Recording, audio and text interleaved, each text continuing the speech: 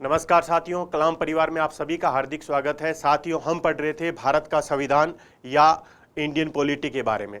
और इस सीरीज की अगर हम बात करें तो इस सीरीज के अंदर जो हमारी पिछली क्लास थी उसके अंदर हम संसदीय व्यवस्था के बारे में देखा था कि पार्लियामेंट्री सिस्टम क्या होता है। संसदीय व्यवस्था एक ऐसी व्यवस्था होती है जिसका निर्माण किसके द्वारा किया जाता है? संसद के द्वारा किया जाता है। उसमें हमने ये भी देखा था कि अगर भारतीय संविधान की बात की जाए तो भारतीय संविधान के अंदर कुल 22 भाग हैं, कुल 22 भाग है। उसमें से अगर हम बात करें भाग संख्या 5 की, और उसमें आर्टिकल 79 से लेकर आर्टिकल 122 यहाँ तक की बात करें तो इसमें किससे संबंधित प्रोविजन दे रखे हैं? इसमें जो प्रोविजन दे रखे हैं वो है संघ की विधायिका। संघ की विधायिका से संबंधित प्रोविजन है। और संघ की विधायिका कौन है? संघ की विधायिका है साथियों संसद। तो संसद से संबंधित जो प्रोविजन है वो संसद से संबंधित प्रोविजन कहाँ पे दे रखे हैं? आर्टिकल 79 से लेकर आर्टिकल 122 तक दे रखे हैं। तो हम क्या कर रहे हैं कि सबसे पहले संघ की विधायिका को पढ़ेंगे, उसके बाद में जो संघ की कार्यपालिका है उसके बारे में पढ़ेंगे, और उसके बाद में सर्वोच्च न्यायालय के बारे में पढ़ने वाले हैं। अब आज से हमारी जो क्लासें होगी उस क्लासों का थोड़ा ओरिएंटेशन चेंज होगा। पहले हम क्या कर रहे थे साथियों? कॉन्सेप्ट को पढ़ रहे थे, और कॉन्सेप्ट को पढ़ने के बाद में पीवाईक्यूज कर रहे थे। अब की क्लासों में हम क्या करने वाले हैं? पीवाईक्यू के थ्रू क्या पढ़ने वाले हैं? कॉन्सेप्ट को पढ़ने वाले हैं। तो आज की जो क्लास है उस क्लास में हम किसके बारे में पढ़ने वाले हैं? आज की क्लास में हम पढ़ने वाले हैं राज्यसभा के बारे में पढ़ने वाले हैं, यानी कि काउंसिल ऑफ स्टेट के बारे में पढ़ने वाले हैं। अगर हम भारतीय संविधान की बात करें तो भारतीय संविधान का जो आर्टिकल 79 है, आर्टिकल 79 किससे संबंधित है? यह आर्टिकल है संसद के गठन से संबंधित। संसद के गठन से संबंधित यानी कि कॉन्स्टिट्यूशन ऑफ पार्लियामेंट कहाँ पे दे रखा है? आर्टिकल 79 में दे रखा है।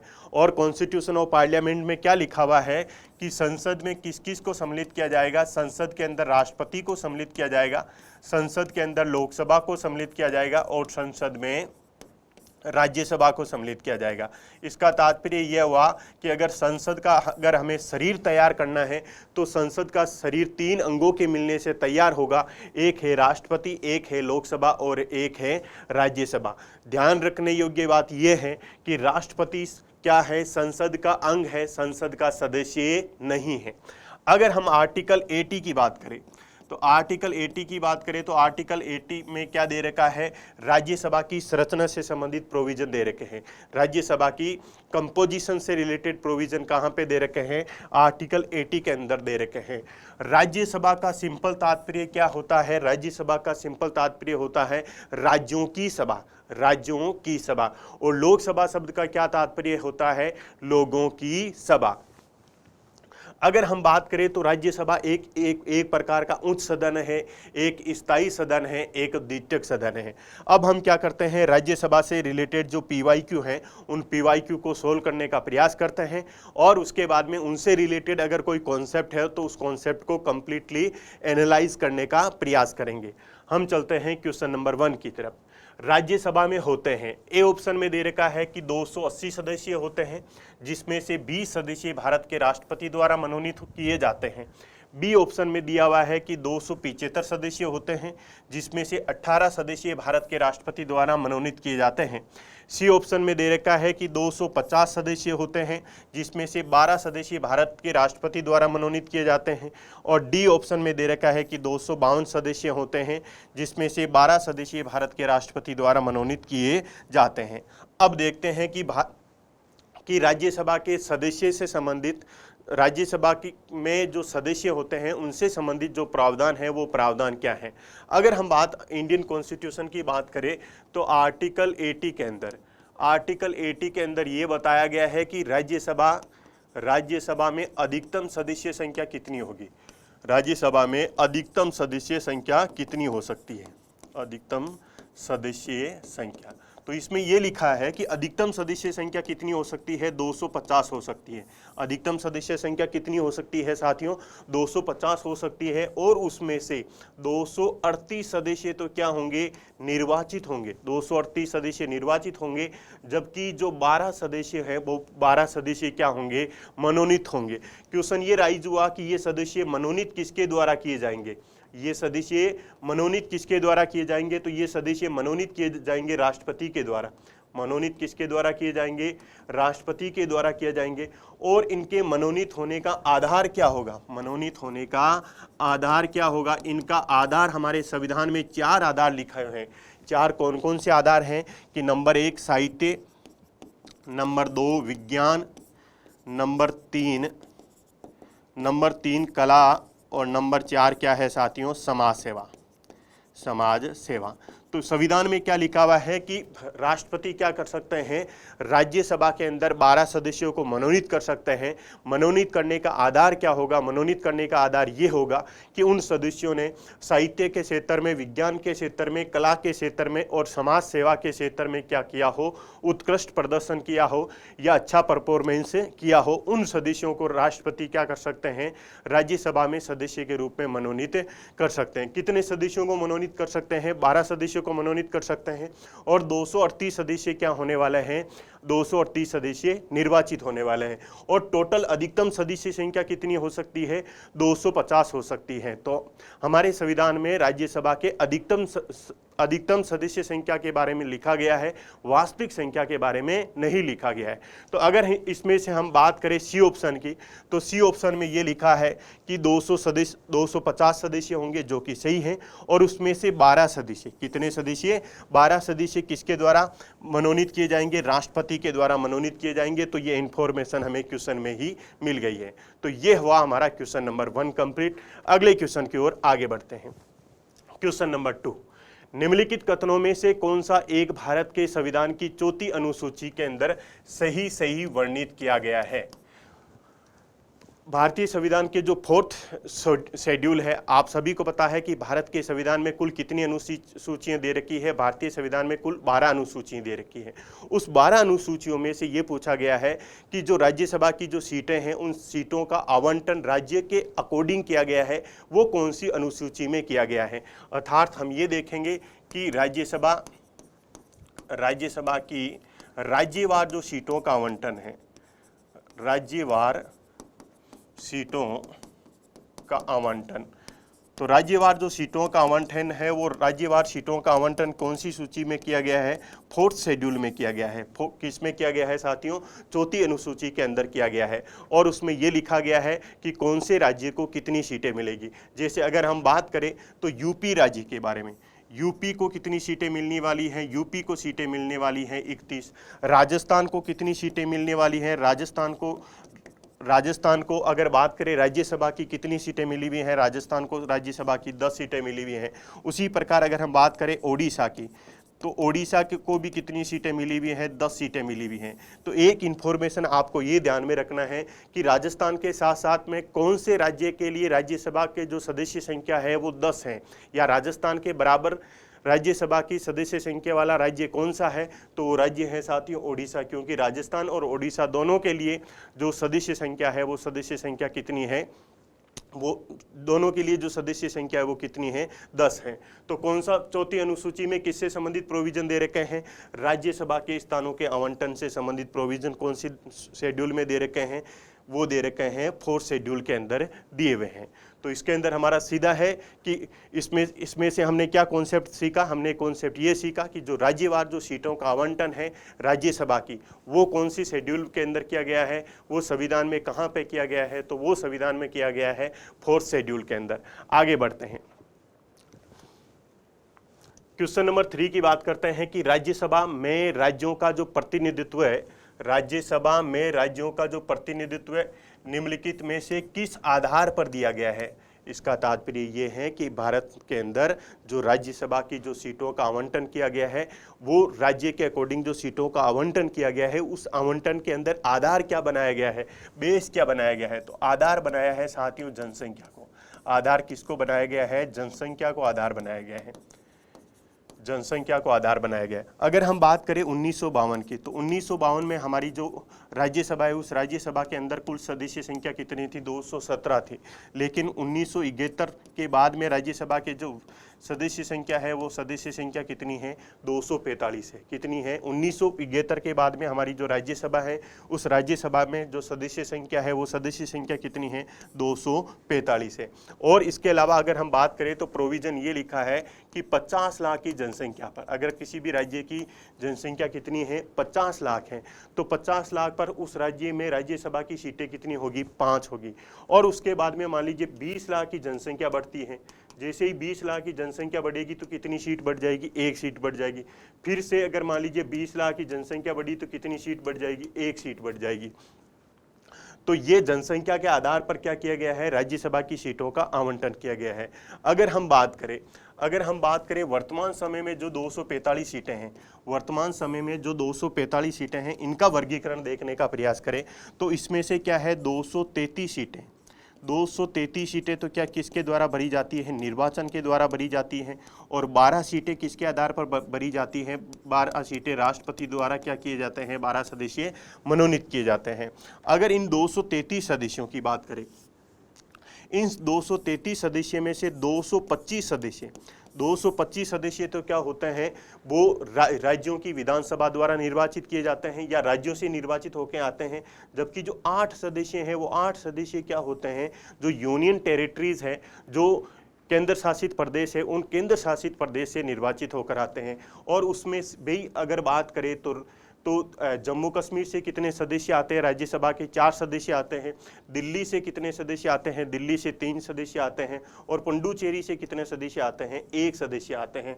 वर्तमान समय में भारत में 8 यूनियन टेरिटरीज हैं, लेकिन उन 8 यूनियन टेरिटरीज में से केवल 3 यूनियन टेरिटरीज में ही क्या दी गई है, राज्यसभा की सीटों का आवंटन किया गया है। तो वर्तमान समय में 245 सीटें, जिसमें से 233 निर्वाचित होकर आएगी, 12 मनोनीत होंगे। और 233 के अंदर भी क्या होगा साथियों, 225 कहां से आएंगे, राज्यों से आएंगे। और 8 सदस्य कहां से आ रहे हैं, यूनियन टेरिटरी से आ रहे हैं। तो अगर हमारे क्वेश्चन की बात करें तो क्वेश्चन में क्या पूछा गया था कि राज्यसभा में राज्यों का जो प्रतिनिधित्व निम्नलिखित में किस आधार पर दिया गया है, प्रत्येक राज्य के लिए बराबर है क्या, ऐसा नहीं है। ऐसा इसलिए नहीं है, अगर हम बात करें यूपी की बात करें तो यूपी में कुल सदस्य संख्या कितनी है, 31 है। अगर हम राजस्थान और ओडिशा की बात करें तो वहां से सदस्य संख्या कितनी है, 10 है। लेकिन 8 राज्य ऐसे हैं जहां से राज्यसभा की सदस्य संख्या कितनी है, 1 है। वो 8 राज्य कौन कौन से हैं वो भी आपको याद रखना है। वो है 6 राज्य तो है साथियों पूर्वोत्तर राज्य, असम को छोड़ दे। असम में से कितने सदस्य हैं, असम में 7 सदस्य हैं। 8 राज्य कौन से हैं वो आपको मैं बता देता हूं। अरुणाचल प्रदेश में से 1 सीट है, उसके बाद में नागालैंड में से 1 सीट है, मणिपुर में से 1 सीट है, उसके बाद में मिजोरम में से 1 सीट है, त्रिपुरा में से 1 सीट है और मेघालय में से 1 सीट है। तो 6 राज्य तो साथियों ये हो गए। और अगला 1 राज्य कौन सा हो गया, सिक्किम में से भी राज्यसभा की कितनी सीट है, 1 सीट है। इसके अलावा गोवा से भी राज्यसभा की कितनी सीटें हैं, 1 सीट है। तो 8 राज्य ऐसे हैं जहां से राज्यसभा की कितनी सीटें हैं, केवल 1 सीट है। उसके बाद में लिखा है तो प्रत्येक राज्य के लिए बराबर नहीं है, हमने देख लिया। उनकी जनसंख्या के अनुपात में स्थान दिया गया है, सही है। जिस राज्य की जनसंख्या जितनी ज़्यादा होगी उस राज्य से राज्यसभा के सदस्य संख्या भी क्या होंगे, ज़्यादा होंगे। उसके क्षेत्रफल के अनुपात में ऐसा नहीं है। अगर क्षेत्रफल के अनुपात में राज्यसभा की सीटों का बंटवारा किया जाता तो साथियों जो राजस्थान राज्य है वहाँ से क्या होता, सबसे ज़्यादा सीटें आती, लेकिन ऐसा नहीं किया गया है। और उनके रेवेन्यू के ऐसे आधार पर भी बंटवारा नहीं किया गया है। तो राज्यसभा के अंदर जो प्रतिनिधित्व देने का जो आधार है वो आधार क्या बनाया गया है, आधार बनाया है जनसंख्या को। अगले क्वेश्चन की तरफ आगे बढ़ते हैं। क्वेश्चन नंबर 4 में क्या बोला गया है साथियों, वो पढ़ लेते हैं पहले। यह है कि राज्यसभा के संदर्भ में निम्नलिखित कथनों पर विचार कीजिए। यानी कि आपको स्टेटमेंट दे रखे हैं और वो स्टेटमेंट को किसके संदर्भ में आपको कंसीडर करना है, राज्यसभा के संदर्भ में कंसीडर करना है कि राज्यसभा के लिए सीटों का आवंटन प्रत्येक राज्य की जनसंख्या के आधार पर किया गया है। अभी हमने देखा कि राज्यसभा की जो सीटें हैं उन सीटों का आवंटन का आधार क्या है, बेस क्या है, जनसंख्या है। तो ये स्टेटमेंट क्या हो जाएगा, सही हो जाएगा। उसके बाद में राज्यसभा में सभी संघ राज्य क्षेत्र यानी कि यूनियन टेरिटरी, सभी संघ राज्य क्षेत्र मतलब यूनियन टेरिटरीज का प्रतिनिधित्व है, ऐसा नहीं है। सभी यूनियन टेरिटरीज का प्रतिनिधित्व नहीं है। अभी मैंने बताया कि अगर हम बात करें वर्तमान समय में भारत में कुल 8 यूनियन टेरिटरीज है। उन 8 यूनियन टेरिटरीज में से केवल किन किन का प्रतिनिधित्व दिया गया है? जम्मू कश्मीर से 4 सदस्य हैं। दिल्ली से कितने सदस्य हैं? दिल्ली से 3 सदस्य हैं। और पुडुचेरी से कितने सदस्य हैं साथियों? पुडुचेरी से 1 सदस्य हैं। तो 8 सदस्य दे रखे हैं, लेकिन सभी जो यूनियन टेरिटरीज हैं वहां से क्या नहीं दिया गया है? प्रतिनिधित्व नहीं दिया गया है। अगले स्टेटमेंट की बात करते हैं कि राज्यसभा के लिए हुए उपचुनाव में जो निर्वाचित सदस्य हैं उस सदस्य के शेष कार्यकाल हेतु सदस्यता प्राप्त करता है जिसने इस्तीफा दिया हो, जिसकी मृत्यु हो गई हो, जिसको क्या अयोग्य पाया गया हो। कहने का तात्पर्य है अगर कोई राज्यसभा का सदस्य है तो उसकी सदस्यता समाप्त होने, उसकी सदस्यता कैसे कैसे समाप्त हो सकती है? समाप्त होने का क्या तरीका हो सकता है? या तो क्या कर दे साथियों, वो इस्तीफा दे दे, या तो वो क्या कर दे? इस्तीफा दे दे, या उस सदस्य की क्या हो जाए? मृत्यु हो जाए, या उस सदस्य को क्या कर दिया जाए? अयोग्य करार दिया जाए। किस आधार पर योग्य करार दिया जाता है हम अभी देखेंगे कि अयोग्यता के आधार कौन कौन से हैं। तो अगर किसी सदस्य ने इस्तीफा दे दिया या उसकी मृत्यु हो गई, उसको अयोग्य करार दिया गया है, तो उसके बाद में वो स्थान क्या हो जाएगा? रिक्त हो जाएगा। उसके बाद में उस स्थान को भरने के लिए जो उपचुनाव करवाया जाएगा, उस सदस्य का रिक्त स्थान को भरने के लिए जो उपचुनाव करवाया जाएगा, तो क्वेश्चन में ये पूछा गया कि ये जो नया सदस्य आएगा ये कितने समय के लिए बना रहेगा।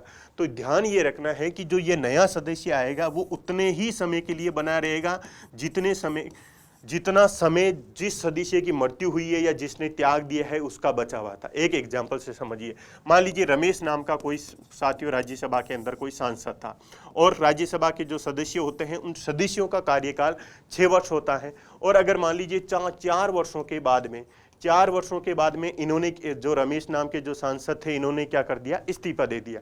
तो 4 साल के बाद में अगर इन्होंने इस्तीफा दे दिया तो कितने वर्ष शेष बचे हैं? 2 वर्ष। तो जो नया सदस्य आएंगे वो नया सदस्य केवल कितने वर्षों के लिए आने वाले हैं? 2 वर्षों के लिए आने वाले हैं। इसी प्रकार मान लीजिए कोई दूसरे सांसद थे, उनका भी कार्यकाल 6 वर्ष का है। अगर मान लीजिए उनका 3 साल के अंदर उनकी क्या हो जाती है? मृत्यु हो जाती है, तो जो शेष सदस्य नया सदस्य आएंगे उनका कार्यकाल कितना बचेगा? 3 वर्ष। तो ये पूछ के कहा गया है कि जो उपचुनाव में जो निर्वाचित सदस्य होते हैं उस सदस्य को शेष कार्यकाल हेतु, कितने कार्यकाल हेतु? केवल शेष कार्यकाल हेतु ही निर्वाचित किया जाता है। तो ये ऑप्शन क्या हो जाएगा? सही हो जाएगा। 1 नंबर भी क्या हो जाएगा? सही हो जाएगा। तो 1 और 3 क्या हो जाएगा? हमारा करेक्ट आंसर हो जाएगा। तो सी ऑप्शन क्या हो जाएगा साथियों? इसमें करेक्ट आंसर हो जाएगा। अगले क्वेश्चन की तरफ आगे बढ़ते हैं। Question number 5। क्वेश्चन नंबर 5 किससे संबंधित है?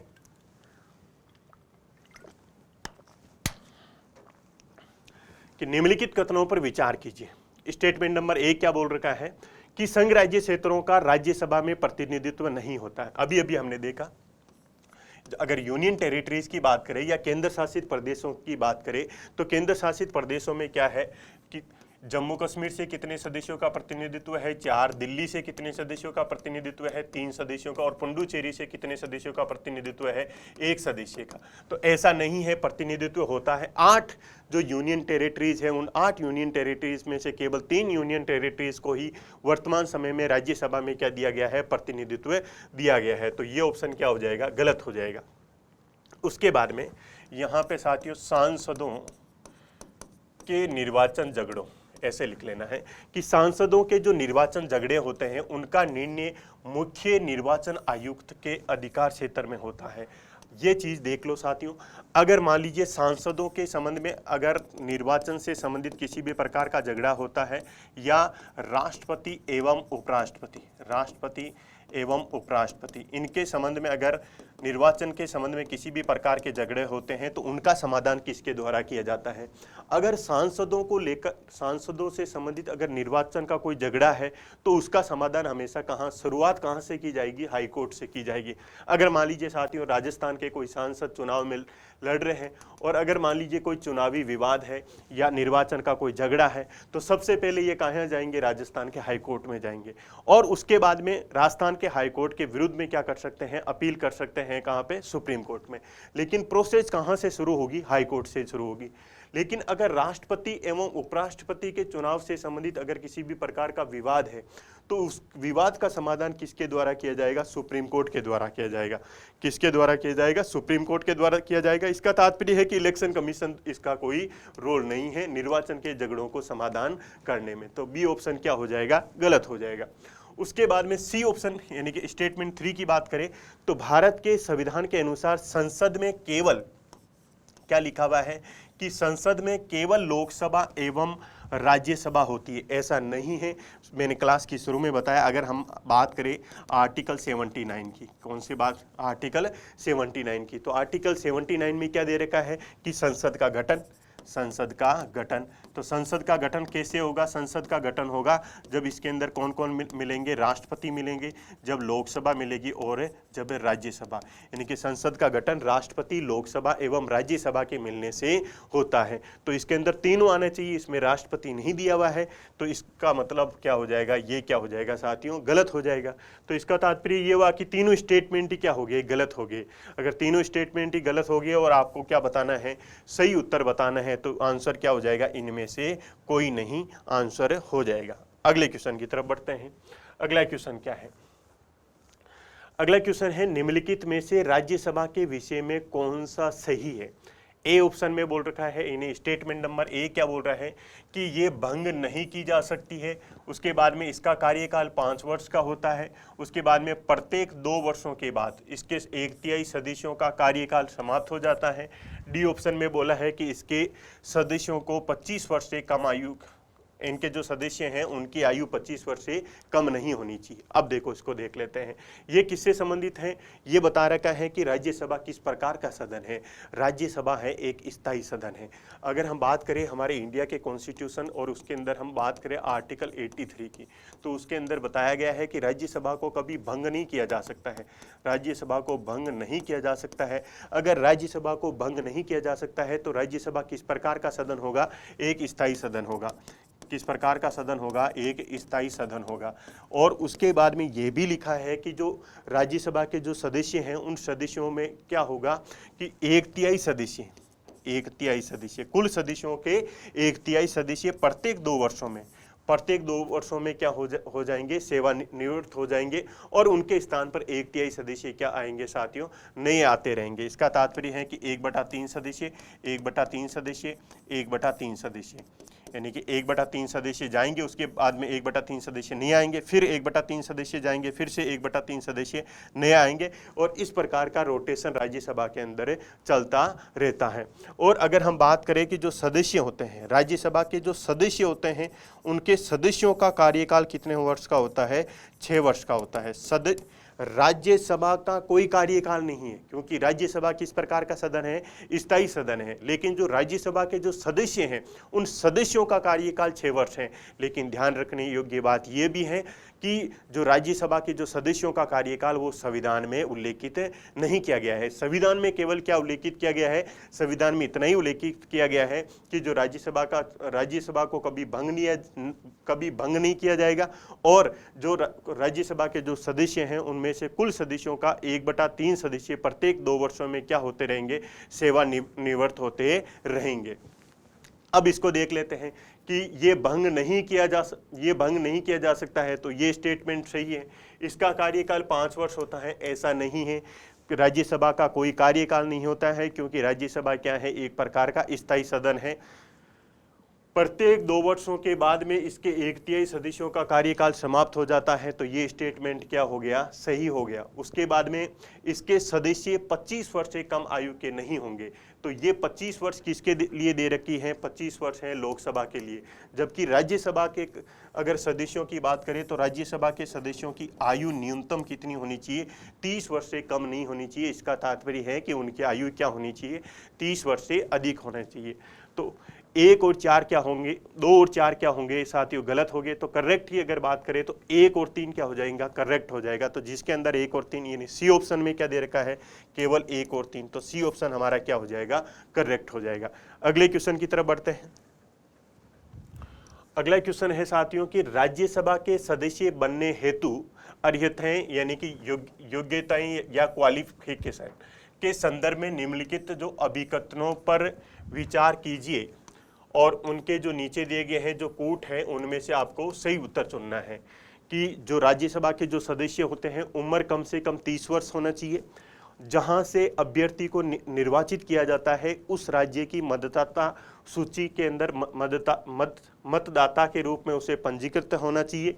उसके बाद में राज्यसभा के अंतर्गत लाभ का पद धारित नहीं होना चाहिए, ऑफिस ऑफ प्रॉफिट नहीं होना चाहिए। क्वेश्चन किससे रिलेटेड है? क्वेश्चन है साथियों जो सांसद हैं उन सांसदों की योग्यता से संबंधित, यानी जो राज्यसभा के जो सदस्य हैं उनकी क्या योग्यता होनी चाहिए या क्या योग्यता नहीं होनी चाहिए।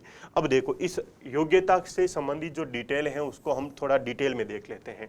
अगर हम बात करें सांसदों की योग्यता, हमारे संविधान में सांसदों की क्या क्या योग्यता होगी और सांसदों की क्या क्या अयोग्यता होगी, दोनों का उल्लेख किया गया है। क्वालिफिकेशन एंड डिसक्वालिफिकेशन दोनों का उल्लेख किया गया है। क्वालिफिकेशन का उल्लेख किया गया है आर्टिकल 84 के अंदर। क्वालिफिकेशन का उल्लेख कहाँ पे किया गया है? आर्टिकल 84 के अंदर। और डिसक्वालिफिकेशन का उल्लेख कहाँ पे किया गया है? आर्टिकल 102 यानी 102 अनुच्छेद के अंदर अयोग्यताओं से संबंधित प्रोविजन दे रखे हैं। योग्यताएं क्या होनी चाहिए? मैं बात कर रहा हूं सांसदों की। इसका तात्पर्य हम लोकसभा एवं राज्यसभा के दोनों सदस्यों के लिए जो योग्यताएं हैं उन योग्यताओं को देख रहे हैं। योग्यता क्या होनी चाहिए कि वो भारत का नागरिक होना चाहिए, भारत का नागरिक होना चाहिए। अब भारत का नागरिक हो सकता है वो जन्मजात हो या उसने क्या की हो, नागरिकता ग्रहण की हो, दोनों चीजें चलेगी। उसके बाद में लिखा है आयु। उसके बाद में क्या लिखा है? आयु। उनकी आयु कितनी होनी चाहिए? अगर आयु के अंदर डिफरेंस है, अगर लोकसभा का सदस्य बनना है तो लोकसभा सदस्य बनने के लिए उसकी आयु कितनी वर्ष होनी चाहिए? 25 वर्ष होनी चाहिए न्यूनतम। ये तो है लोकसभा के लिए। लेकिन अगर हम राज्यसभा की बात करें तो राज्यसभा के लिए न्यूनतम आयु कितनी वर्ष होनी चाहिए? 30 वर्ष। राज्यसभा का सदस्य बनने के लिए न्यूनतम आयु कितनी वर्ष होनी चाहिए? 30 वर्ष होनी चाहिए। नंबर 3 योग्यता क्या है कि वो निर्वाचन आयोग द्वारा अधिकृत हो, निर्वाचन आयोग द्वारा अधिकृत हो। और तीसरी अनुसूची के अंदर जो शपथ लिखी है वो शपथ को क्या करता हो? ग्रहण करना होगा उसको। जो सदस्य अगर सांसद बनना चाहता है तो वो निर्वाचन आयोग द्वारा अधिकृत हो। निर्वाचन आयोग द्वारा अधिकृत होने का क्या तात्पर्य है साथियों कि जैसे ही कोई सांसद चुनाव जीतता है उसके बाद में एक सूची भेजी जाती है निर्वाचन आयोग के द्वारा। अगर राज्यसभा का सदस्य है तो वो सूची राज्यसभा में जाएगी, अगर लोकसभा से उस निर्वाचन में उसने जीत की है तो वो सूची कहाँ पे जाने वाली है? वो लोकसभा के अंदर जाने वाली है। फिर उस सूची के आने के बाद में क्या किया जाएगा? जो सांसद जीत के आए हैं उनको शपथ दिलाई जाएगी। जो शपथ दिलाई जाएगी उस शपथ का उल्लेख कहाँ पे किया गया है? तीसरे अनुसूची के अंदर। संविधान की जो तीसरी अनुसूची है वो तीसरी अनुसूची किससे संबंधित है? कुछ जो संवैधानिक प्राधिकारी हैं उनकी जो शपथ दिलाने का जो प्रावधान है उससे संबंधित प्रोविजन कहाँ पे लिखे गए हैं? तीसरी अनुसूची में लिखे गए हैं। उनको क्या शपथ दिलाई जाएगी? उनको ईश्वर की एवं सत्यनिष्ठा की शपथ दिलाई जाएगी कि वो शपथ क्या लेंगे कि हम विधि द्वारा स्थापित जो भारत का संविधान है उसके प्रति सच्ची निष्ठा रखेंगे और श्रद्धा रखेंगे। इसके अलावा हम भारत की जो एकता है एवं अखंडता है उसको क्या रखेंगे? अक्षुण्ण रखेंगे। और अगर हम बात करें राज्यसभा की तो राज्यसभा में ये शपथ किसके द्वारा दिलाई जाएगी? ये शपथ दिलाई जाएगी साथियों सभापति के द्वारा। तो योग्यता क्या है कि निर्वाचन आयोग द्वारा वो अधिकृत होना चाहिए और तीसरी अनुसूची के अंदर जो शपथ उल्लेखित है वो शपथ उसको लेना होगा। उसके बाद में नंबर 4 है। नंबर 4 ये लिखा है कि इसके अलावा अगर अन्य योग्यताएं हैं, इसके अलावा अगर अन्य योग्यताएं हैं तो अन्य योग्यताओं का निर्धारण किसके द्वारा किया जाएगा? अन्य योग्यताओं का निर्धारण किया जाएगा संसद द्वारा विधि बनाकर। अन्य योग्यताओं का निर्धारण संसद विधि बनाकर तय करेगी। अब संसद ने क्या इसके संदर्भ में कोई विधि भी बनाई है क्या? हाँ, तो संसद ने इसके संदर्भ में जो विधि बनाई है वो है जनप्रतिनिधित्व अधिनियम, जनप्रतिनिधित्व अधिनियम 1951। इसमें क्या लिखा गया है? इसमें ये लिखा है इनकी योग्यताओं के संदर्भ में एक ये लिखा है कि अगर कोई राज्यसभा का सदस्य बनना चाहता है, अगर कोई राज्यसभा का सदस्य बनना चाहता है या कोई भी या लोकसभा का भी सदस्य बनना चाहता है तो उसके लिए उस सदस्य को वहां की मतदाता सूची के अंदर पंजीकृत होना अनिवार्य नहीं है। अर्थात ये हुआ कि संपूर्ण भारतीय राज्य क्षेत्र का, भारतीय राज्य क्षेत्र का कोई भी व्यक्ति, भारतीय राज्य क्षेत्र का कोई भी व्यक्ति क्या कर सकता है, कहीं से भी चुनाव लड़ सकता है। इसका तात्पर्य ये हुआ कि अगर मान लीजिए कोई लद्दाख का व्यक्ति है तो वो राजस्थान से चुनाव लड़ सकता है। अगर मान लीजिए लक्षद्वीप का कोई व्यक्ति है तो वो क्या कर सकता है, वो राजस्थान से लोकसभा के साथ साथ राज्यसभा के चुनाव भी लड़ सकता है। इसका तात्पर्य है कि व्यक्ति को वहां का निवासी होना जरूरी नहीं है। जैसे मोदी जी की बात करें तो वो गुजरात के हैं, लेकिन चुनाव कहां से लड़ा है, उन्होंने वाराणसी से लड़ा है। इसका तात्पर्य है कि सदस्य को वहां का होना जरूरी नहीं है, केवल उसको कहां का होना चाहिए, वो संपूर्ण भारत राज्य क्षेत्र का कहीं भी कोई भी व्यक्ति हो सकता है और वो कहीं पे भी चुनाव लड़ सकता है। कंडीशन ये अप्लाई है कि वो भारत का नागरिक होना चाहिए, उसकी आयु 25 वर्ष लोकसभा के लिए और राज्यसभा के लिए क्या होनी चाहिए, 30 वर्ष होना चाहिए। तो एक प्रोविजन हमने ये देख लिया। तो ये तो हमने देखी है कि कौन कौन सी योग्यताएं होनी चाहिए। उसके बाद में देख लेते हैं आर्टिकल 102 के अंदर जो अयोग्यताएं बता रखी हैं वो अयोग्यताएं कौन कौन सी है। नंबर 1 अयोग्यता की बात करें तो नंबर 1 पे लिखा है कि इनके पास में लाभ का पद नहीं होना चाहिए। लाभ का पद नहीं होना चाहिए, ऑफिस ऑफ प्रॉफिट नहीं होना चाहिए। ऑफिस ऑफ प्रॉफिट का निर्धारण किसके द्वारा किया जाएगा, इसका निर्धारण संसद विधि बनाकर तय करेगी। इसमें एक चीज हमें ध्यान में रखना है कि जो मंत्री का पद है, संसद ने जो विधि बनाई है उस विधि के अंदर उन्होंने लिखा है कि मंत्री का पद किसका पद नहीं होगा, लाभ का पद नहीं होगा। इसका तात्पर्य यह है कि अगर मान लीजिए कोई व्यक्ति वर्तमान समय में राजस्थान सरकार के अंदर मंत्री है और वो सांसद का चुनाव लड़ना चाहते हैं तो वो चुनाव लड़ सकते हैं। उसके बाद में क्या नहीं होना चाहिए, नंबर 2 पे लिखा है कि वो व्यक्ति विकृत चित्त नहीं होना चाहिए, अनसाउंड माइंड नहीं होना चाहिए। विकृत चित्त यानी कि सिंपल भाषा में पागल नहीं होना चाहिए। अब हम तो हर किसी दूसरे व्यक्ति को पागल बोल देते हैं, तो ये निर्धारित कौन करेगा कि कौन व्यक्ति पागल है या विकृत चित्त है, तो इसका निर्धारण किया जाएगा सक्षम न्यायालय द्वारा। इसका निर्धारण किसके द्वारा किया जाएगा, किसी सक्षम न्यायालय के द्वारा किया जाएगा। तो न्यायालय क्या करेगा, डॉक्टर साहब से रिपोर्ट मंगवाएगा और डॉक्टर साहब की जो रिपोर्ट है उस रिपोर्ट के अकॉर्डिंग ही किसी व्यक्ति को विकृत चित्त घोषित कर सकता है या नहीं कर सकता है। उसके बाद में नंबर 3 है कि वो व्यक्ति क्या नहीं होना चाहिए, दिवालिया नहीं होना चाहिए, इंसॉल्वेंट नहीं होना चाहिए। दिवालिया होने का तात्पर्य यह है, अगर मान लीजिए किसी व्यक्ति ने बैंक से ऋण लिया है और वो व्यक्ति क्या नहीं कर पा रहा है, वापस उस ऋण को चुका नहीं पा रहा है और बैंक अगर मान लीजिए उसकी संपत्ति को क्या कर लेती है, जब्त करती है, उसके बावजूद भी वो बैंक का ऋण क्या नहीं हो रहा है, कंप्लीट नहीं हो रहा है, तो उस व्यक्ति को क्या घोषित कर दिया जाएगा, दिवालिया घोषित कर दिया जाएगा। तो और व्यक्ति अगर मान लीजिए दिवालिया है तो उस व्यक्ति को सांसद बनने से क्या करार दिया जाएगा, अयोग्य करार दिया जाएगा। इसके अलावा नंबर 4 की बात करें, अगर उस व्यक्ति ने क्या कर दी हो, भारत की जो नागरिकता है, भारत की नागरिकता, उस नागरिकता का मान लीजिए इसने क्या कर दिया है, परित्याग कर दिया है। अगर क्योंकि अभी हमने देखा योग्यता में क्या होना चाहिए, भारत का नागरिक होना चाहिए। अगर मान लीजिए उसने भारत की नागरिकता का क्या कर दिया है, परित्याग कर दिया है, या किसी दूसरे देश की नागरिकता को क्या कर लिया है, ग्रहण कर लिया है, या किसी दूसरे देश के प्रति अपनी निष्ठा को व्यक्त कर दिया है, तो उस कंडीशन में भी क्या होगा, उस व्यक्ति की वो व्यक्ति क्या हो जाएगा, सांसद बनने के लिए अयोग्य हो जाएगा। और नंबर 5 पे लिखा है, इसके अलावा जो अन्य अयोग्यताएं हैं, अन्य अयोग्यताओं का निर्धारण किसके द्वारा किया जाएगा, अन्य अयोग्यताओं का निर्धारण संसद विधि बनाकर तय करेगी। अन्य अयोग्यताओं का निर्धारण संसद विधि बनाकर तय करेगी। तो संसद ने वही विधि बनाई, जनप्रतिनिधित्व अधिनियम, जनप्रतिनिधित्व अधिनियम 1951, जिसके अंदर और अन्य अयोग्यताएं बता रखी है कि कोई भी व्यक्ति सांसद बनने के लिए अयोग्य कब कब होगा।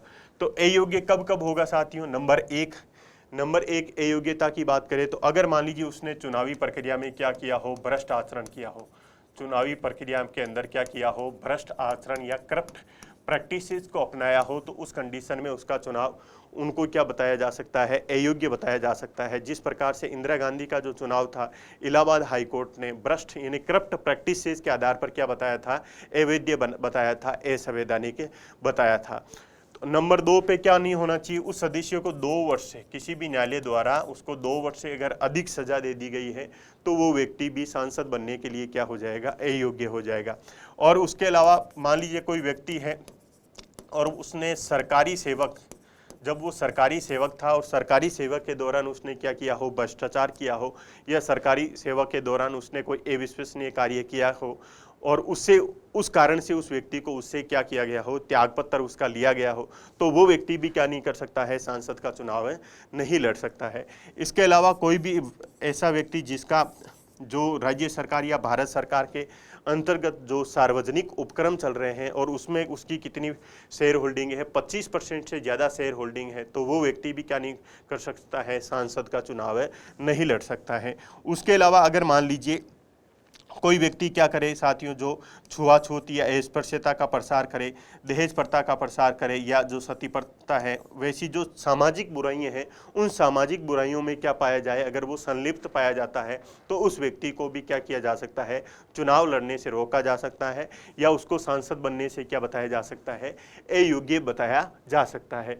इसके अलावा संसद ने और अयोग्यता के निर्धारण के लिए कौन सी विधि बनाई है, एक दल बदल विरोधी कानून 1985 में बनाया। इसकी सहायता से भी क्या किया गया है साथियों, इसकी सहायता से भी जो सांसद होते हैं उन सांसदों की अयोग्यता का निर्धारण किया गया है। तो हमने ये देख लिया है कि कौन कौन सी अयोग्यता के आधार होंगे। अब हम क्वेश्चन को देखते हैं कि नंबर 1 है कि उम्र कम से कम 30 वर्ष होना चाहिए। अगर हम बात करें आर्टिकल 84 में लिखा है कि सांसदों की योग्यता क्या होनी चाहिए, तो जो राज्यसभा का अगर कोई सदस्य बनना चाहता है तो राज्यसभा के सदस्य बनने के लिए उसकी क्या योग्यता है कि उसकी न्यूनतम आयु कितने वर्ष की होनी चाहिए, 30 वर्ष की होनी चाहिए। जबकि जो लोकसभा का सदस्य है उसके लिए योग्यता कितनी वर्ष रखी गई है, 25 वर्ष रखी गई है।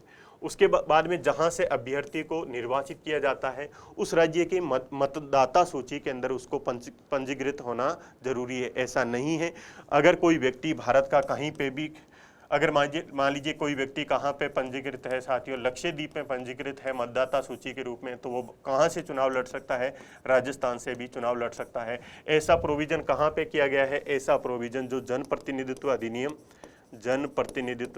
1951 में किया गया है, अधिनियम 1951 में किया गया है।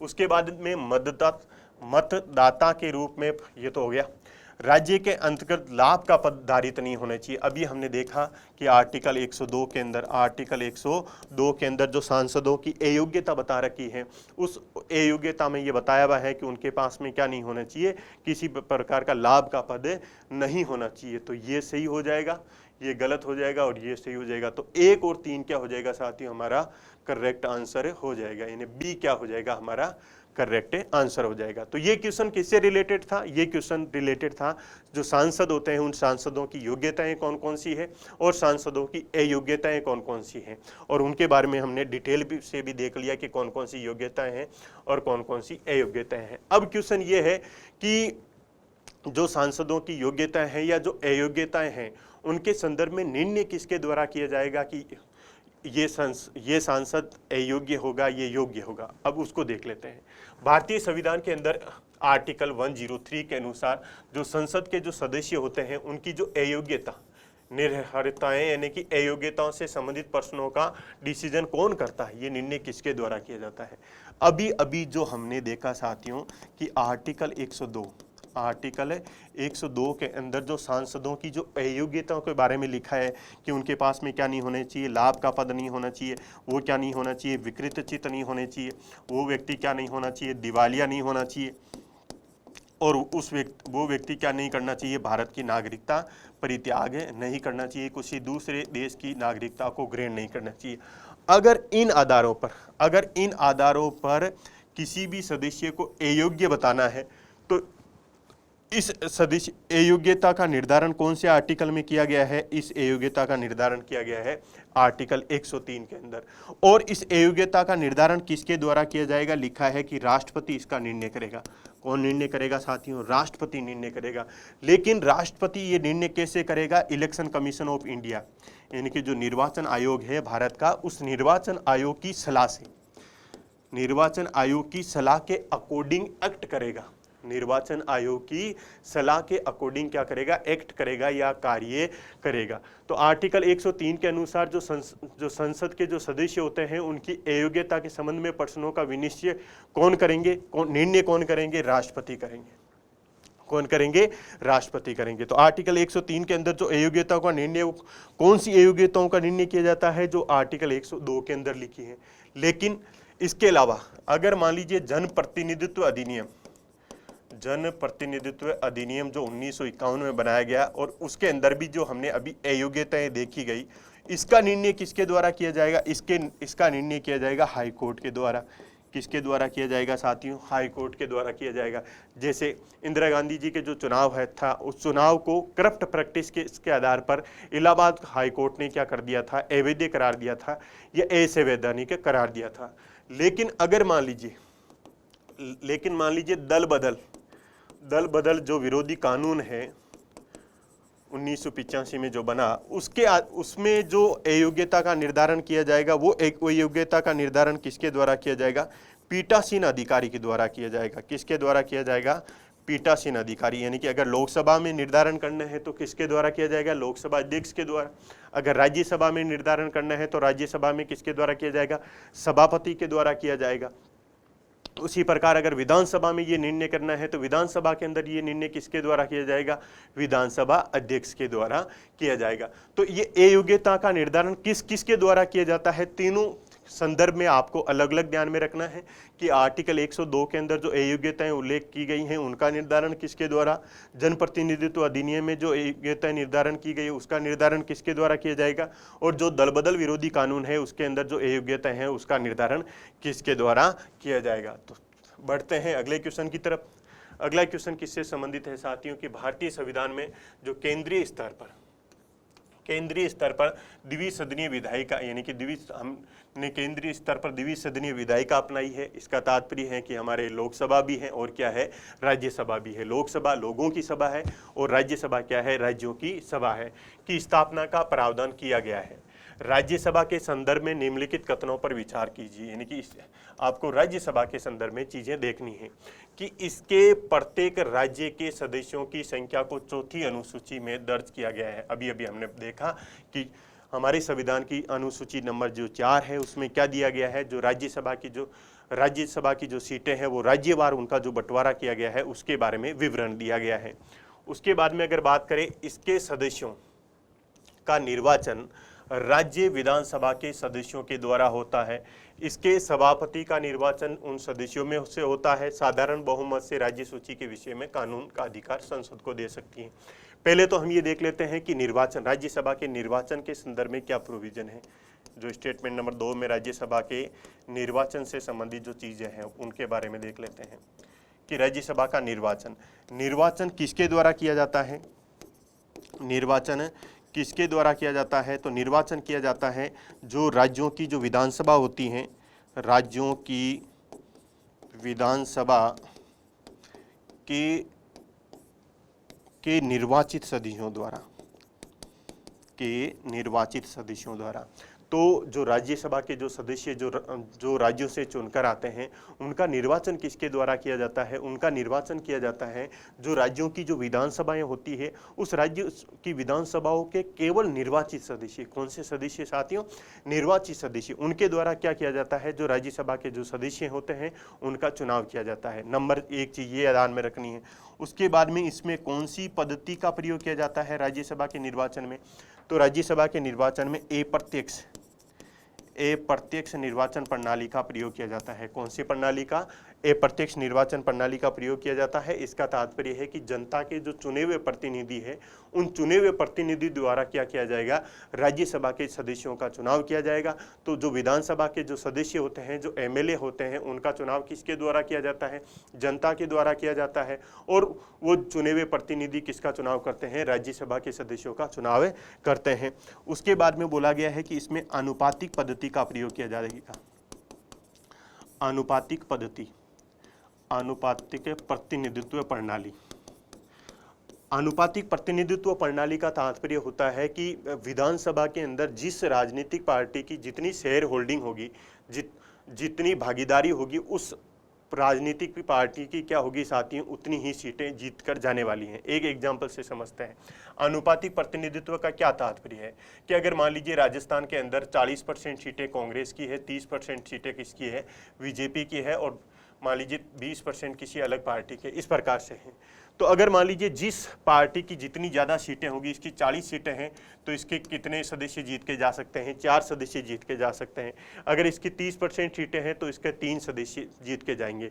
तो जिस अनुपात में भागीदारी है उसी अनुपात में सदस्य जीत कर जाते हैं, उसको बोलते हैं हम आनुपातिक प्रतिनिधित्व है।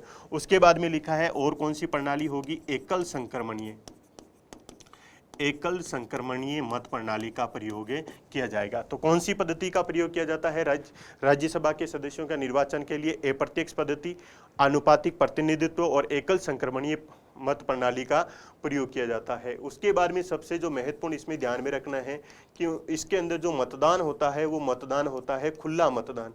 कैसा मतदान होता है? खुला मतदान होता है। खुला मतदान होने का क्या तात्पर्य है कि सामान्यतः लोकतांत्रिक शासन प्रणालियों के अंदर जो वोट होता है वो गुप्त मतदान होता है, लेकिन जो राज्यसभा के सदस्यों को जो मतदान किया जाता है विधानसभा के सदस्यों के द्वारा, वो मतदान किस प्रकार का होगा? खुला मतदान होगा, ओपन बैलेट होगा। इसमें क्या होता है कि जैसे ही राज्यसभा के सदस्यों का निर्वाचन होता है उस समय क्या कर दिया जाता है? अगर मान लीजिए यहाँ पे राज्यसभा के सदस्यों का निर्वाचन के लिए आना है तो इलेक्शन कमीशन क्या बोलेगा? सभी राजनीतिक पार्टियों को बोलेगा कि आप अपने अपने एजेंट भेजिए। मान लीजिए बीजेपी ने अपना एजेंट यहाँ पे बैठा दिया और कांग्रेस पार्टी ने अपना एजेंट यहाँ पे बैठा दिया। उसके बाद में अगर मान लीजिए यहाँ से जो विधानसभा के सदस्य आएंगे यहाँ बैलेट के पास में, और अगर मान लीजिए बीजेपी के हैं तो वो जो बीजेपी के जो एजेंट हैं उनको बताएंगे कि हम देखो किसको वोट दे रहे हैं। अगर मान लीजिए कांग्रेस के हैं तो वो बताएंगे कांग्रेस वालों को कि हम किसको वोट दे रहे हैं। इससे क्या होता है, जो क्रॉस वोटिंग है, क्रॉस वोटिंग को रोकने का प्रयास किया जाता है। इसका तात्पर्य ये हुआ कि कांग्रेस पार्टी का जो विधानसभा का जो सदस्य है वो बीजेपी वालों को वोट नहीं दे सकता है, और बीजेपी वाला क्या नहीं कर सकता है? कांग्रेस पार्टी वालों को वोट नहीं दे सकता है। इसकी सहायता से क्या किया गया है? जो दल बदल की जो गतिविधियां है उसको रोकने का प्रयास किया गया है। इसीलिए यहाँ पे कौन सी मतदान को अपनाया गया है? खुले मतदान को अपनाया गया है। एकमात्र चुनाव भारत के अंदर ऐसा है जहां पे किस प्रकार का मतदान होता है? खुला मतदान होता है। बाकी लोकतंत्र के अंदर क्या चलता है? गुप्त मतदान की प्रणाली चलती है। उसके बाद में हमने ये निर्वाचन से संबंधित देख लिया कि निर्वाचन किसके द्वारा किया जाएगा। तो ऑप्शन में बोला कि इसके सदस्यों का निर्वाचन राज्य विधानसभा के सदस्यों से होता है, तो ये ऑप्शन क्या हो जाएगा? हमारा करेक्ट हो जाएगा। उसके बाद में इसके सभापति का निर्वाचन सदस्यों में से होता है। इनके सभापति कौन होते हैं? राज्यसभा के जो सभापति हैं, राज्यसभा के सभापति कौन होते हैं? लिखा है संविधान में कि उपराष्ट्रपति राज्यसभा का पदेन सभापति होगा। उपराष्ट्रपति राज्यसभा का पदेन सभापति होगा। इसका तात्पर्य क्या है कि जैसे ही उपराष्ट्रपति राज्यसभा के अंदर इंटर करेंगे और जो राज्यसभा में जो सभापति की चेयर है उस पर बैठेंगे, वैसे ही वो उपराष्ट्रपति नहीं होकर क्या बन जाएंगे साथियों? सभापति बन जाएंगे। और जैसे ही वो राज्यसभा से क्या निकलेंगे? बाहर निकलेंगे, तो उनका पद वापस क्या हो जाएगा? उपराष्ट्रपति हो जाएगा। पदेन सभापति का तात्पर्य होता है जब तक वो उस सीट पे बैठेंगे, राज्यसभा की जो अध्यक्ष की सीट है, जो सभापति की सीट है, उस सीट पर बैठेंगे, तब वो उपराष्ट्रपति नहीं होकर क्या होंगे? सभापति होंगे। तो क्या है कि जो उपराष्ट्रपति हैं वो उपराष्ट्रपति क्या होते हैं? जो राज्यसभा है उस राज्यसभा के पदेन सभापति होते हैं। तो इसमें लिखा है कि इसके सभापति का निर्वाचन सदस्यों में से होता है। ऐसा नहीं है, जो राज्यसभा है उस राज्यसभा के जो सभापति का चुनाव उनके सदस्यों में से नहीं होता है। हालांकि उपसभापति का जो चुनाव होता है वो उपसभापति का चुनाव क्या किया जाता है? राज्यसभा द्वारा अपने ही सदस्यों में से किया जाता है। लेकिन जो राज्यसभा के जो सभापति होते हैं वो राष्ट्रपति होते हैं, उपराष्ट्रपति होते हैं, जो कि क्या होते हैं? राज्यसभा के पदेन सभापति होते हैं। उसके बाद में ये लिखा है, जो नंबर 4 में क्या लिखा है कि ये साधारण बहुमत से राज्य सूची के विषय में कानून बनाने का अधिकार संसद को दे सकते हैं। राज्यसभा ऐसा साधारण बहुमत से नहीं करती है। राज्यसभा ऐसा साधारण बहुमत से नहीं करती है। अभी अगले क्वेश्चन में हम देखेंगे कि ऐसा वो कैसे करती है। 2/3 यानी कि उपस्थित एवं उपस्थित एवं मतदान करने वाले जो सदस्य होते हैं उनके 2/3 सदस्यों के द्वारा वो क्या कर सकती हैं कि राज्य सूची के विषय में जो कानून बनाने का अधिकार किसको दे सकती हैं, संसद को दे सकती है। तो यहाँ पे साधारण बहुमत की वजह से ये क्या हो जाएगा, गलत हो जाएगा। यहाँ पे क्या होना चाहिए, यहाँ पे है कि उपस्थित एवं मतदान करने वाले सदस्यों का क्या होना चाहिए, 2/3 सदस्य होना चाहिए। साधारण बहुमत का तात्पर्य है कि 50%। साधारण बहुमत का तात्पर्य क्या है कि उपस्थित एवं मतदान करने वाले जो सदस्य हैं उसके अगर 50% है तो तब वो साधारण बहुमत है, लेकिन यहाँ पे होना कितना चाहिए, 2/3 होना चाहिए। अब देखो कौन सा, ये भी गलत हो गया फिर। तो नंबर 1 और 2 यानी कि 1 और 2 जिसके अंदर है वो क्या हो जाएंगे साथियों, सही। यानी कि केवल कौन सा ऑप्शन सही होगा, हमारा ए ऑप्शन है सही होगा। तो इसमें हमने क्या क्या जाना, हमने जो राज्यसभा है, राज्यसभा के अंदर निर्वाचन में कौन भाग लेते हैं, निर्वाचन की पद्धति किस प्रकार की है, निर्वाचन में जो मतदान होता है वो किस प्रकार का होता है, और राज्यसभा के जो सभापति होते हैं, राज्यसभा के सभापति कौन होते हैं। अगला क्वेश्चन साथियों, अगला क्वेश्चन है कि राष्ट्रीय हित में संसद राज्य सूची के विषय पर विधिक शक्ति प्राप्त कर लेती है यदि इसके लिए संकल्प यानी कि जो रिजोल्यूशन है वो रिजोल्यूशन किसके द्वारा पारित होना चाहिए या प्रस्ताव किसके द्वारा पारित होना चाहिए। अब देखो कि लोकसभा द्वारा अपनी संपूर्ण सदस्यता के साधारण बहुमत से पारित कर लिया जाए, या उसके बाद में लिखा है कि लोकसभा द्वारा अपनी संपूर्ण सदस्य संख्या के कम से कम 2/3 बहुमत से पारित कर लिया जाए। उसके बाद में लिखा है कि राज्यसभा द्वारा अपनी संपूर्ण सदस्यता के साधारण बहुमत से पारित कर लिया जाए। उसके बाद में डी ऑप्शन में क्या लिखा है कि राज्यसभा द्वारा अपने उपस्थित एवं मतदान देने वाले सदस्यों का कम से कम 2/3 बहुमत से क्या कर लिया जाए, पारित कर लिया जाए। अब ये क्या कॉन्सेप्ट है, इसको समझते हैं साथियों। अब देखो जो राज्यसभा है वो राज्यसभा किस प्रकार का सदन है, राज्यसभा किस प्रकार का साधन है, राज्यसभा है राज्यों की सभा है। इसका तात्पर्य है कि राज्यसभा एक ऐसा सदन है जिसकी सहायता से राज्यों को संघ के स्तर पर प्रतिनिधित्व दिया गया है। क्या है राज्यसभा, एक ऐसा सदन है जिसकी सहायता से राज्यों को संघ के स्तर पर प्रतिनिधित्व दिया गया है। इसका तात्पर्य यह है कि जो राज्य के सदस्य ही कहाँ पे बैठे हुए हैं, ये राज्य के सदस्य ही संघ में बैठे हुए हैं। अगर मान लीजिए कोई राज्य सूची का विषय है और वो राज्य सूची का विषय इन राज्यसभा के सदस्यों को क्या लगता है कि ये राष्ट्रीय हित में या राष्ट्रीय महत्व में, राष्ट्रीय हित में क्या लिखा है, राष्ट्रीय हित में, नेशनल इंटरेस्ट में क्या लिखा है साथियों, नेशनल इंटरेस्ट को ध्यान में रखते हुए क्या कर सकते हैं, जो राज्यसभा के सदस्य हैं वो क्या कर सकते हैं, उपस्थित एवं मतदान देने वाले जो सदस्य हैं उसके 2/3 बहुमत से एक प्रस्ताव पारित कर सकते हैं, और प्रस्ताव पारित करके वो क्या बता सकते हैं कि इस राज्य सूची का जो विषय है, ये राज्य सूची का विषय क्या हो गया है, राष्ट्रीय महत्व का है। क्या है, राष्ट्रीय महत्व का है। इसीलिए हमें क्या करना है, इस विषय पर क्या करना है, कानून बनाना है। इस विषय पर क्या करना है, कानून बनाना है, या संसद इस पर क्या कर सकती है, कानून बना सकती है। ऐसे प्रोविजन हमारे कॉन्स्टिट्यूशन में कहाँ पे किए गए हैं, ये प्रोविजन किया गया है आर्टिकल 249 यानी कि 249, आर्टिकल 249 के अंदर ऐसा प्रोविजन किया गया है कि अगर राज्यसभा को लगे कि कोई राज्य सूची का जो विषय है वो राष्ट्रीय हित के लिए महत्वपूर्ण हो गया है, राष्ट्रीय महत्व का हो गया है, तो उस समय में वो क्या कर सकती है, 2/3 उपस्थित एवं मतदान करने वाले जो सदस्य हैं उसके 2/3 बहुमत से उसको पारित करके संसद को क्या कर सकती है साथियों, कानून बनाने की शक्ति प्रदान कर सकती हैं। जैसे मान लीजिए हम बात करते हैं लोक व्यवस्था यानी लॉ एंड ऑर्डर बनाए रखने की बात करें। लोक व्यवस्था बनाए रखने का कार्य किसका है, राज्य सूची का विषय है। किसका विषय है, राज्य सूची का विषय है। लेकिन अगर मान लीजिए आतंकवाद की समस्या है, तो आतंकवाद की जो समस्या है वो न केवल किसी राज्य के इंटरेस्ट को प्रभावित कर रही है अपितु हमारे नेशनल इंटरेस्ट को प्रभावित कर रही है। उस समय में क्या हो सकते हैं कि जो राज्यसभा के सदस्य हैं उसमें से जो 2/3 उपस्थित एवं मतदान करने वाले जो सदस्य हैं उनका 2/3 सदस्य आके क्या बोलेंगे कि हमें क्या करना चाहिए कि आतंकवाद के संदर्भ में कि आतंकवाद का जो विषय है वो हमारा नेशनल इंटरेस्ट का विषय हो गया है, इसलिए आतंकवाद के विषय के अंदर या लॉ एंड ऑर्डर के संदर्भ में किसको कानून बनाना चाहिए? संसद को कानून बनाना चाहिए। किसको कानून बनाना चाहिए? संसद को कानून बनाना चाहिए। उसके बाद में कानून किसके द्वारा बनाया जाएगा? कानून संसद के द्वारा बनाया जाएगा, और जो कानून बनाया जाएगा वो साधारण विधि से बनाया जाएगा। कैसी विधि से बनाया जाएगा? साधारण विधि से बनाया जाएगा। और जो कानून बनाया जाएगा राज्य सूची के विषय में वो 1 वर्ष के लिए बनाया जाएगा, उसके बाद में उसको वापस रिन्यू भी किया जा सकता है। और ऐसी जो विधि है वो संपूर्ण भारत क्षेत्र में भी लागू की जा सकती है और कुछ क्षेत्र में भी लागू की जा सकती है। जैसे मान लीजिए आतंकवाद के विषय में अगर इस प्रकार की विधि को बनाया जाता है तो वो भारत के कुछ राज्यों में भी इसको लागू किया जा सकता है। तो ये है आर्टिकल 249 के संदर्भ में। उसके बाद में लिखा है कि राज्यसभा की विशेष शक्तियां हैं, यानी कि लोकसभा की तुलना में ऐसी कौन कौन सी शक्तियां हैं जो राज्यसभा को विशेष रूप से मिली हुई हैं।